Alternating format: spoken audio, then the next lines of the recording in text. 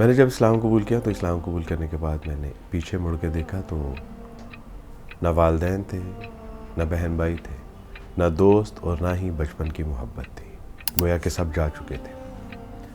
میں نے آگے مڑ کے دیکھا تو آگے اللہ تھے، رسول اللہ تھے، کتاب اللہ تھی اور امت مسلمہ کے بہترین لوگ موجود تھے، بطور بھائی، بہنیں، دست شفقت رکھنے والی مائیں، باپ کی صورت میں بہترین اساتذہ کرام موجود تھے، کیونکہ اسلام تصور اخوت کا درس دیتا ہے۔ وہ کہتا ہے کہ انما المؤمنون اخوہ۔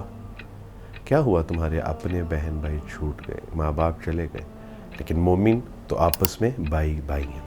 اور الحمدللہ اس کی عملی تفسیر میں نے بارہا دیکھی، جیسے کہ کل شاہ عالم مارکیٹ جانا ہوا، کچھ گھڑیاں خریدنی تھیں اور میں پہنچا عامر واچ پہ جاتے سار ہی میں نے کہا کہ السلام علیکم ورحمۃ اللہ وبرکاتہ۔ ایک صاحب کہ جن کا نام میاں ناصر تھا، انہوں نے اوپر سر اٹھا کے دیکھا اور اٹھ کے میرے گلے لگے اور کافی دیر تک مجھے گلے لگائے رکھا اور کہا کہ وعلیکم السلام ورحمۃ اللہ وبرکاتہ۔ میں ان کے گلے ملنا سمجھ نہ سکا، لیکن تھوڑی ہی دیر میں انہوں نے کہا کہ عبدالوارث بھائی، ہم آپ کو ایک عرصے سے سن رہے ہیں اور آپ کے بیانات سننے کے بعد ایمان تازہ ہو جاتا ہے۔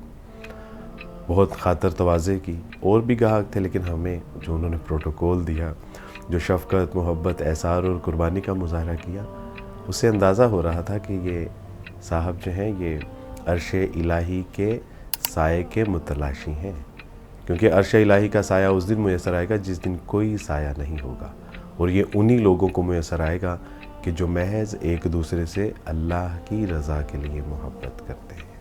الحمدللہ تحائف بھی دیے، شفقت اور محبت بھی کی، واچز سستے دام بھی دیں۔ اللہ تعالیٰ ان کو بہت برکت عطا فرمائے۔ دنیاوی تجارت میں تو یہ ہوتا ہے کہ اس کے دام بہت زیادہ ہیں، لیکن اس کو کم کر لیجئے۔ دکاندار کہتا ہے کہ نہیں، یہ پہلے سے ہی دام کم ہے، مزید کم نہیں ہوں گے، جبکہ یہ تجارت اللہ سبحانہ و تعالیٰ کی خالصتاً رضا کے لیے تھی۔